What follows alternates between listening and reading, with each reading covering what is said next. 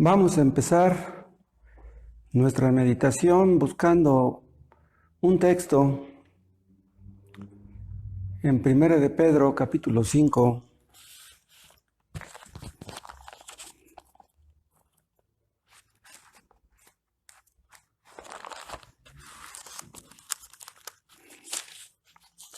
¿Cuándo fue? Hace 15 días.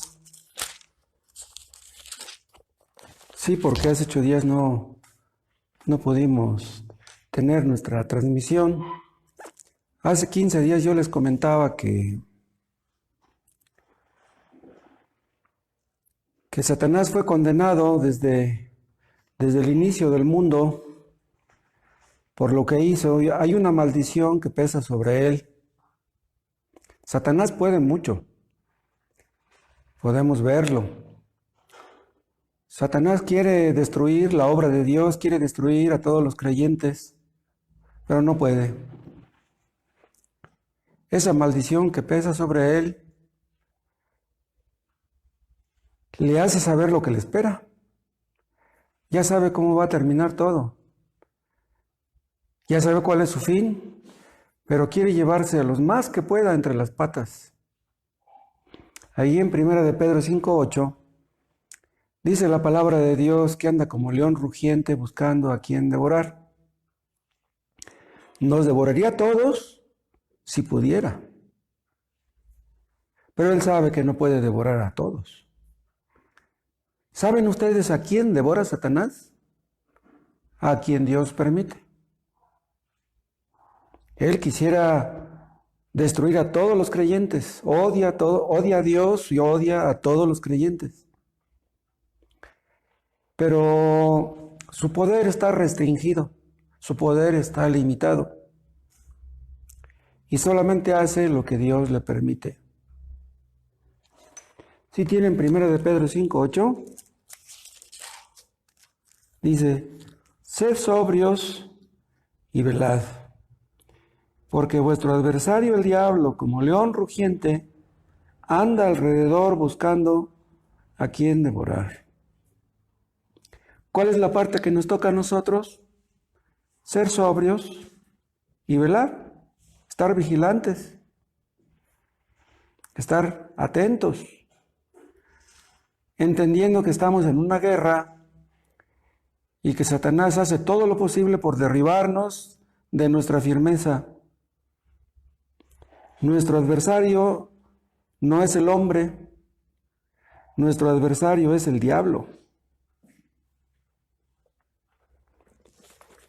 Cuando Cristo vino al mundo, ató al hombre fuerte armado. ¿Saben ustedes quién es ese hombre fuerte armado? Es Satanás. Satanás es muy fuerte y está armado. Pero Cristo le venció en la cruz. Entonces, al morir Cristo en la cruz, le puso limitaciones de las cuales no puede pasar. Y es por eso que ahora son tantas las personas que son salvas. Antes de Cristo, los que eran salvos eran muy pocos. Pero de Cristo para acá, los salvos son muchísimos. Millones y millones de personas han sido salvas a través de la historia, porque Cristo está por encima de Satanás. Pero no vayan ustedes a pensar que eso ocurrió de Cristo para acá. No, en realidad Satanás tiene limitaciones incluso antes de Cristo. Por ejemplo, Satanás quería destruir a Job. Le pidió permiso, pero Satanás le dijo: tú puedes hacerle esto y aquello, pero no puedes quitarle la vida. Entonces Satanás está limitado tanto en el Antiguo como en el Nuevo Testamento. Satanás odia a todos los cristianos y a la raza humana en general. ¿Saben ustedes por qué? Porque para los hombres hay salvación, para los hombres hay esperanza, pero para él no. Satanás ya sabe lo que es el cielo porque él estuvo allá y no puede regresar. Entonces odia que los seres humanos tengan la posibilidad de ir al cielo. y por eso hace todo lo posible por destruirlos. Satanás quería quitarle la vida a Job, pero Dios no lo dejó. ¿Saben también a quién quería quitarle la vida a Satanás? A Pedro. Le pidió permiso a Cristo de zarandear a Pedro y Cristo le dio el permiso. Pero él no estaba conforme con una zarandeada. Satanás quería matar a Pedro. Pero en medio de la zarandeada Cristo intercedía por Pedro, entonces no era posible que Satanás le pudiera quitar la vida a Pedro. ¿Saben también a quién quería quitarle la vida a Satanás? A David. ¿Cuánto hizo por destruir a David? Desde el momento que David fue ungido por Samuel para ser el rey de Israel, inmediatamente trató de matarlo, pero no pudo. Saúl tenía miles de guerreros de élite a su servicio y lo andaban buscando por los montes y por las cuevas, pero Jehová no lo entregó en sus manos. Era imposible que Saúl pudiera matar a David porque Dios estaba con David, pero no con Saúl. Vean ustedes cómo Satanás siempre quiere hacer de las suyas, pero no va más allá de lo que Dios permite. Satanás siempre ha tratado de destruir la obra de Dios. Cuando Cristo nació, Satanás quiso impedir que Cristo naciera, que Cristo creciera. Cuando le dijeron los magos que habían llegado a Jerusalén buscando al rey de los judíos que había nacido, ¿se acuerdan lo que pasó? Satanás mandó matar a todos los bebés que había en ese tiempo por ahí. Trató de matar al niño Jesús y luego trató de matarlo cuando la tentación en el desierto. Y luego trató de matarlo cuando Cristo empezó su ministerio. Pero Dios no permitió eso. Y luego, cuando Cristo murió en la cruz, Satanás trató de impedir que Cristo muriera en la cruz. Él no sabía, Satanás, no sabía exactamente qué es lo que la cruz lograría. Pero él sospechaba, tal vez, que allí había peligro para él y trató de impedir que Cristo muriera en la cruz. ¿Se acuerdan ustedes cómo se burlaban de él? Y le decían, si eres hijo de Dios, desciende de la cruz y creeremos en ti. Pero nada le funcionó. Aunque tiene mucho odio contra el cristianismo, nada le funciona a Satanás. Satanás quiere ensuciar la conciencia de los cristianos. Hay ocasiones en que nos ensuciamos un poco. Hacemos cosas indebidas. Decimos cosas incorrectas. ¿Y saben qué nos dice Satanás al oído? Pues si ya pecaste un poco, pues ensúciate otro poco más. ¿Cuál es el problema? Ya pecaste. Satanás quiere hacernos creer que somos hipócritas. ¿Cuánto hace Satanás para destruirnos? Satanás viene y nos tienta. Y a través de las tentaciones, Satanás quiere destruirnos. Pero vean, Dios usa las tentaciones para santificarnos. Dios usa las tentaciones para hacernos más vigilantes, más prudentes, para ser más sobrios y para velar en contra de nuestro adversario. Satanás sabe que si pecamos, le vamos a hacer mucho daño a la causa de Dios, a la obra de Dios, a nuestra pareja, a nuestros hijos, a los que nos rodean, a la iglesia. Entonces, Satanás quiere hacer mucho daño. Han existido cristianos, existieron en tiempos bíblicos, que pecaron. Y si ellos pecaron, nosotros podemos pecar también. Entonces, si ellos cayeron, eso debe de hacernos a nosotros más humildes y más vigilantes, porque si ellos cayeron, cualquiera puede.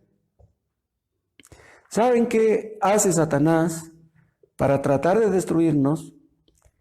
Trata de estorbar nuestra relación con Dios. Para nosotros nada hay más importante que eso. Como odia a Dios, trata de meter problemas entre nosotros, entre creyentes, entre cristianos. Quiere dividirnos, quiere estorbarnos, quiere afectarnos. Satanás sabe que si logra hacernos pecar, Dios no estará contento con nosotros y nos disciplinará. Y eso es lo que Satanás quiere. Mínimo que Dios nos discipline. ¿Saben por qué? Porque si Dios nos disciplina, podemos llegar a pensar que Dios ha dejado de amarnos. No sé si a ustedes les haya llegado a suceder eso.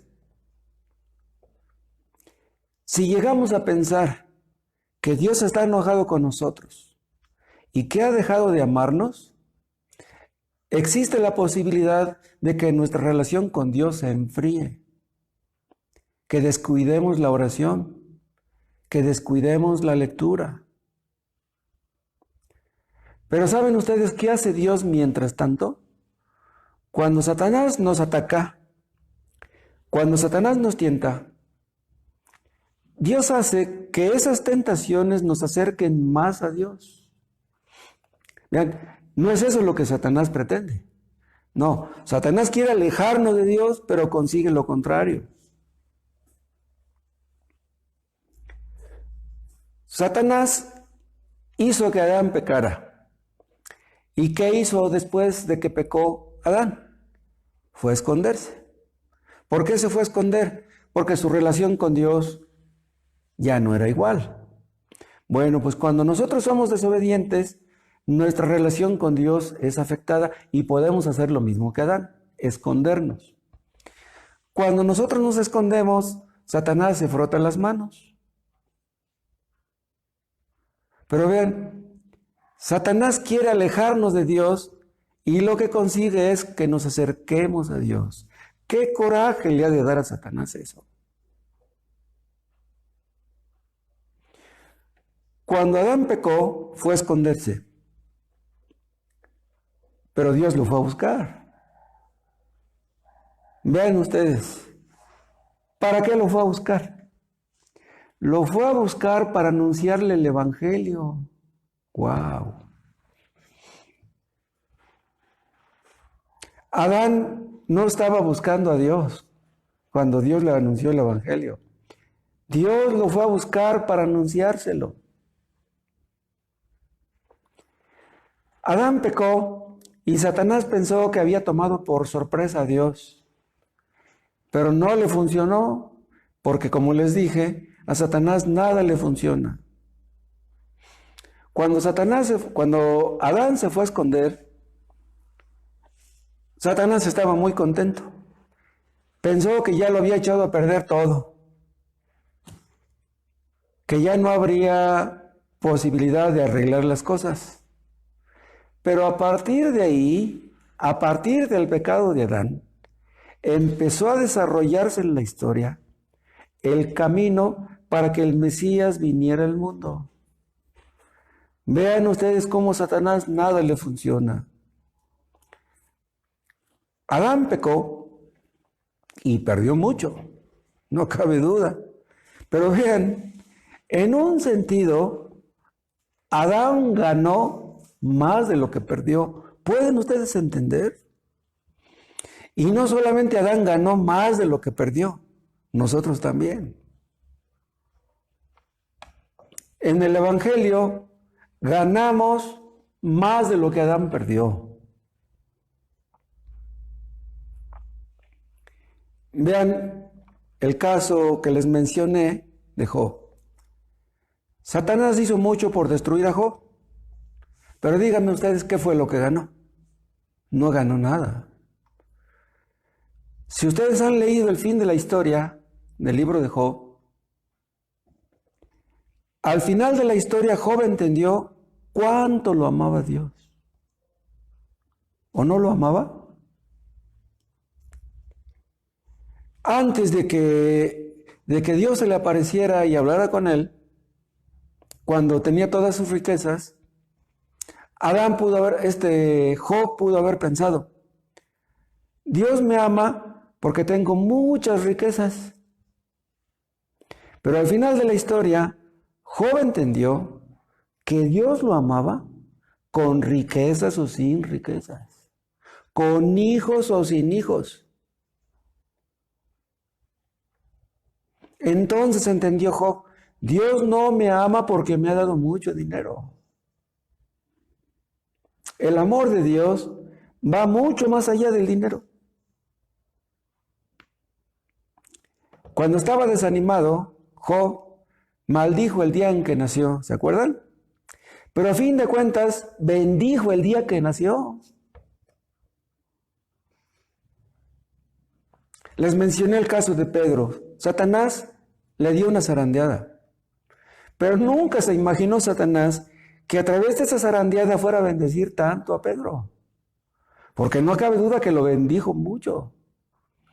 Bien, el apóstol Pedro escribió 2 preciosas epístolas. Ahí pueden ustedes ver cómo Dios bendijo a Pedro. Además, no sé si ustedes hayan caído en la cuenta que Pedro fue el único discípulo a quien Cristo le mandó avisar que había resucitado. Fue el único discípulo. ¿Por qué fue el único? Yo supongo que Cristo quería que Pedro entendiera que a pesar de que lo había negado, lo seguía amando.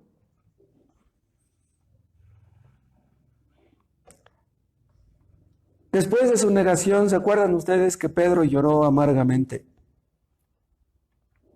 Pero ya después, cuando le mandó avisar que Cristo había avisado, que había resucitado, después lloraría de alegría. Primero lloró amargamente y luego lloró de alegría. Dios no consiente el pecado de sus hijos, pero tiene compasión de sus debilidades. Hermanos, ¿piensan ustedes que por sus debilidades Cristo no los ama? ¡Ay de nosotros! Si Cristo dejara de amarnos por nuestras debilidades. Todos los creyentes lloramos amargamente por nuestros pecados. Si ustedes no lloran amargamente por sus pecados, ustedes no son creyentes. Yo les pregunto, ¿lloran ustedes por sus pecados? ¿O lloran ustedes porque no tienen dinero? ¿O lloran ustedes porque están enfermos? ¿O lloran ustedes porque no tienen pareja? ¿O porque no tienen hijos? Todos los creyentes que lloran amargamente conocen las consolaciones del Espíritu Santo. No es bueno que pequemos, no debemos pecar. Pero es bueno que Dios nos consuele por medio de su Espíritu Santo después que pecamos y lloramos amargamente. ¿Qué coraje le ha de dar a Satanás eso? Que el Espíritu Santo sea nuestro consolador. Y además, solamente los creyentes verdaderos lloran así. Y por lo tanto, solamente ellos conocen esas consolaciones. A menudo los cristianos cometemos errores. A menudo fracasamos, de una manera o de otra. Pero ¿saben qué hace Dios con nuestros fracasos? Cuando las cosas nos salen mal, que Dios fortalece nuestra fe por medio de eso. Cuando las cosas nos salen mal, cuando no consultamos con Dios, cuando tomamos decisiones equivocadas, luego lo lamentamos. Pero esos fracasos los usa Dios para aumentar nuestra fe, para robustecer nuestra fe. Yo les comentaba en una ocasión Como un árbol, cuando es sacudido por la tormenta, el árbol se mueve. Pero cuando el árbol se mueve desde sus raíces, lo que logra es que sus raíces se profundizan más. Entonces, al árbol le conviene la tormenta, porque sus raíces se profundizan. Entonces, vean lo que hacen las pruebas.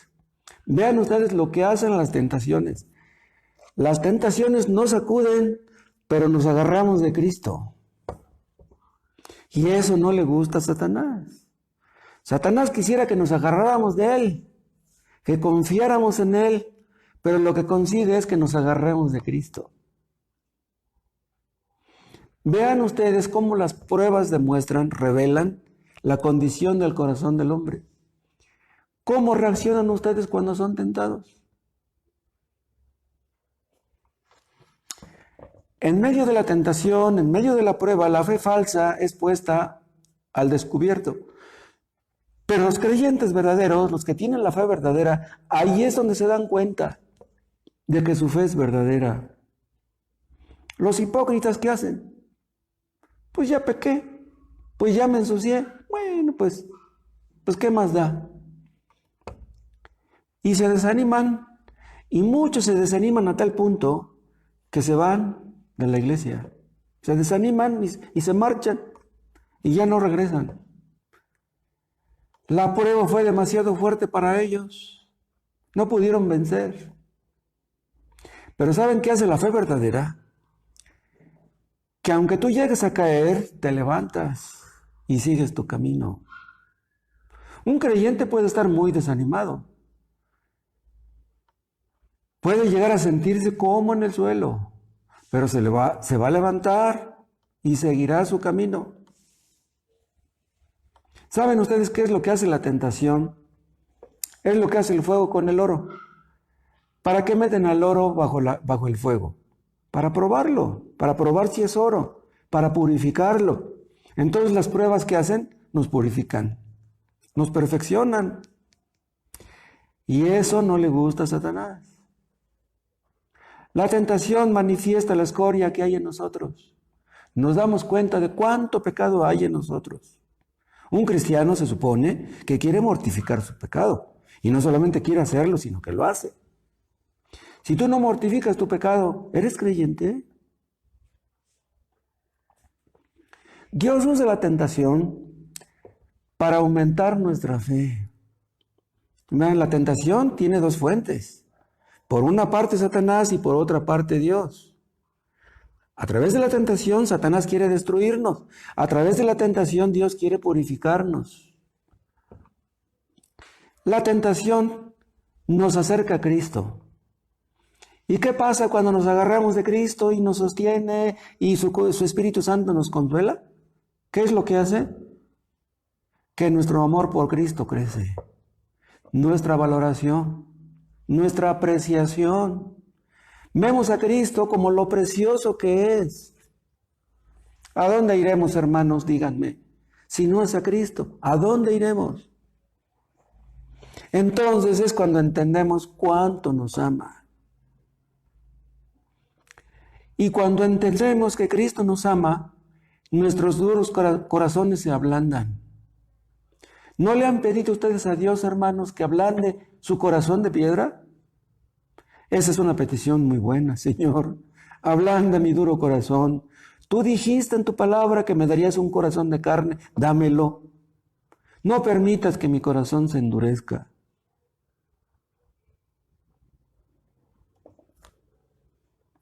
Satanás quiere impedir que amemos a Cristo. Pero con sus tentaciones, eso es lo que consigue. Que amemos más a Cristo.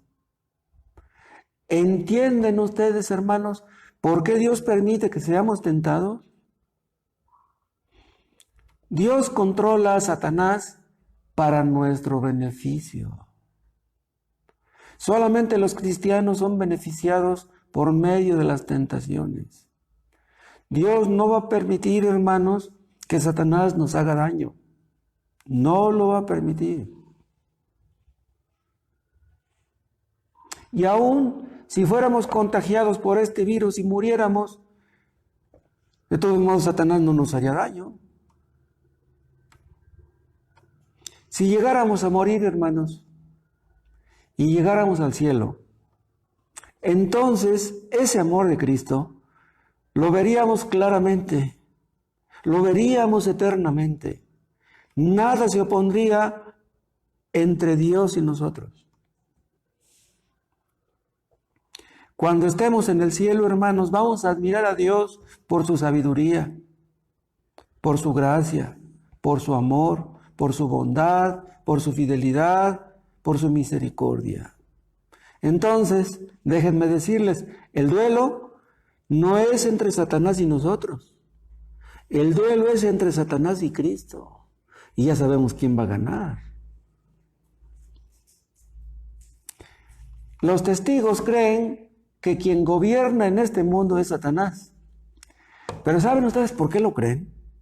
Porque gobiernan ellos. Ellos son esclavos y creen que son libres.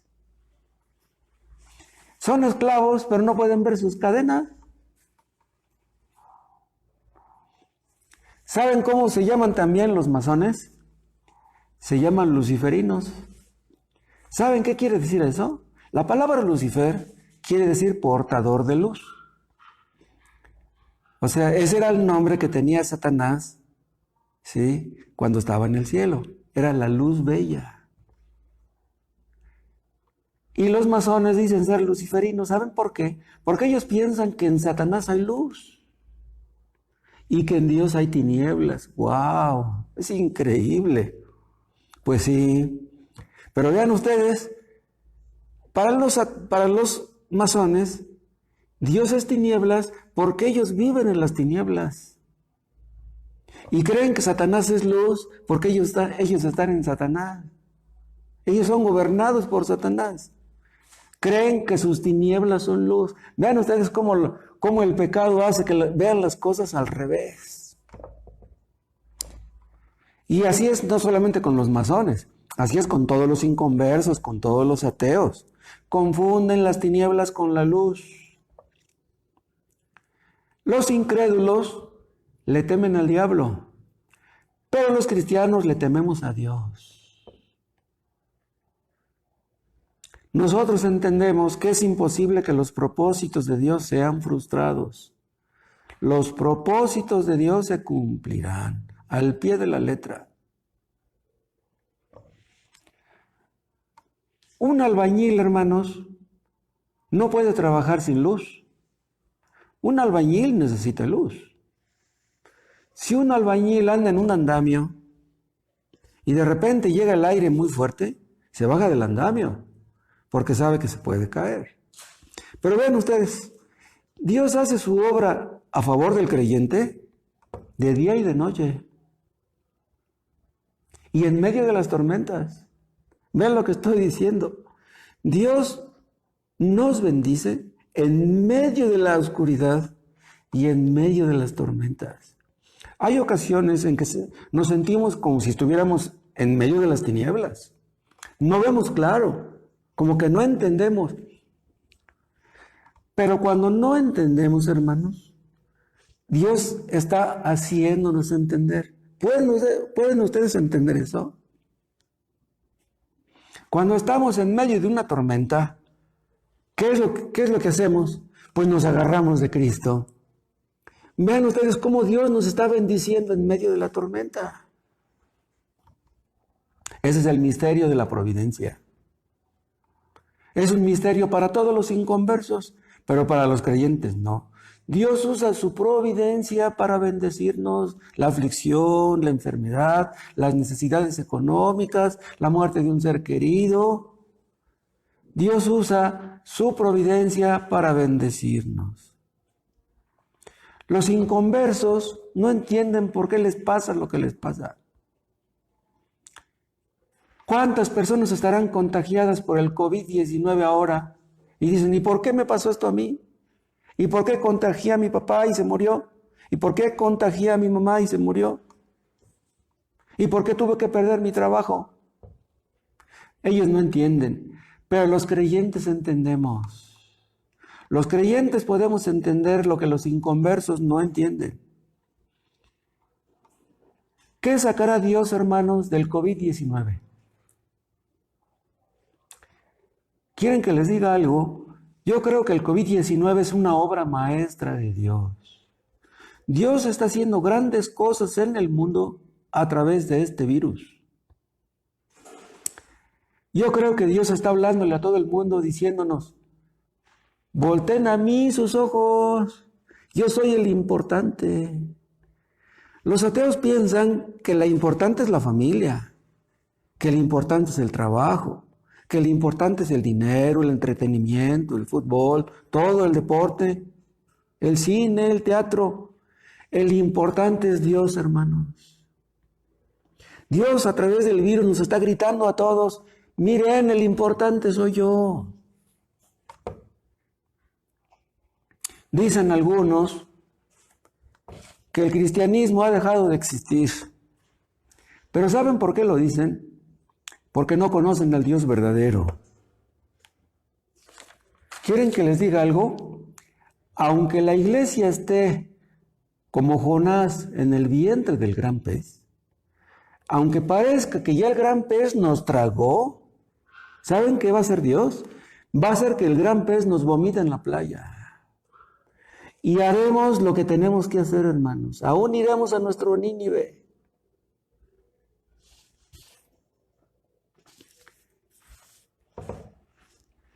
Cristo dijo que Lázaro dormía cuando le dijeron que estaba muerto. Pero él dijo, no, él está dormido. Y se burlaron de él porque pues, ya sabían que estaba muerto. La iglesia de Cristo, hermanos, está como enterrada. La iglesia de Cristo está como si ya nos estuvieran comiendo los gusanos. No lo crean. ¿Saben qué? Esta iglesia de Cristo se va a levantar. En Isaías 60 dice el profeta, levántate, resplandece. Esto ocurrió cuando Pedro predicó el día de Pentecostés. Ahí se levantaron grandes cosas, surgieron grandes cosas el día de Pentecostés. La iglesia primitiva revolucionó al mundo. Pues esa misma iglesia de Cristo se va a levantar otra vez. Y veremos grandes cosas, hermanos. Ahorita, Satanás ha de pensar que la iglesia de Dios está destruida. Esos cristianos están encerrados, están en una cueva, están destruidos, son unos inútiles.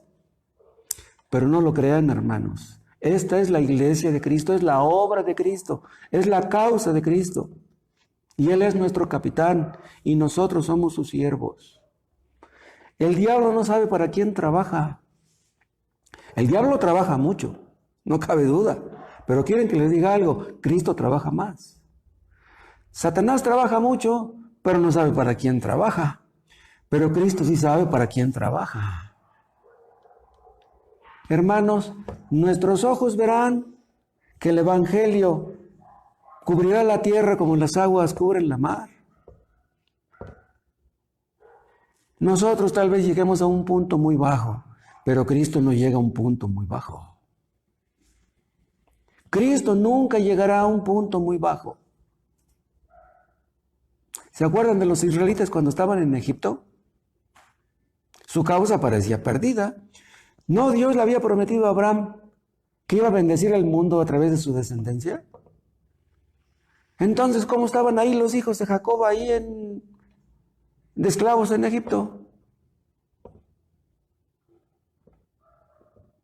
¿Estaba perdida la causa de Dios en Egipto? No. ¿Qué pasó con la promesa dada a Abraham? La iglesia de Cristo podrá parecer como que está dormida, como que está muerta, pero eso no es posible, hermanos. ¿Saben una cosa? Nos levantaremos y aún veremos grandes cosas. Y si morimos el día de mañana o el día de pasado mañana, nuestros hijos lo verán. Esta iglesia de Cristo se levantará. Todas las iglesias que Cristo tiene en el mundo se van a levantar y vamos a ver grandes cosas. Si nuestros ojos no las ven, nuestros hijos las verán. Vendrá el enemigo como río, soplarán los vientos y vendrán las tempestades, pero la iglesia de Cristo se va a levantar. Y aún si nosotros, hermanos, si ustedes están medio caídos, si ustedes son creyentes verdaderos, se van a levantar. Nos levantaremos y aún veremos grandes cosas. Nosotros no debemos preocuparnos, hermanos, ya sabemos quién ganará. Que se preocupen los inconversos. Si ustedes no son convertidos, preocúpense. Si ustedes no son verdaderos creyentes, preocúpense.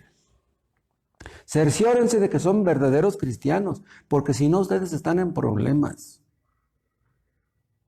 Hermanos, debemos demostrarles a los que nos rodean que nosotros somos verdaderos cristianos.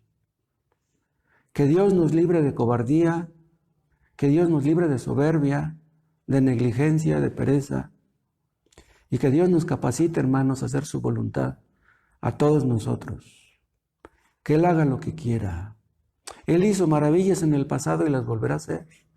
Fue todopoderoso hace 5,000 años y lo es todavía. Te damos gracias, Padre, porque tú eres así, porque tú eres un Dios grande que hace grandes cosas. Hiciste maravillas en el pasado y aún las harás. Te damos gracias porque tú eres el único Dios verdadero. Te damos gracias porque enviaste a Cristo a morir en la cruz por nuestros pecados. Aumenta nuestra fe en eso, nuestra fe de que somos tus hijos, tus siervos. Y capacítanos, Dios, para hacer tu voluntad buena y agradable y perfecta. Y tu nombre será glorificado. Por Cristo Jesús te lo pedimos. Amén.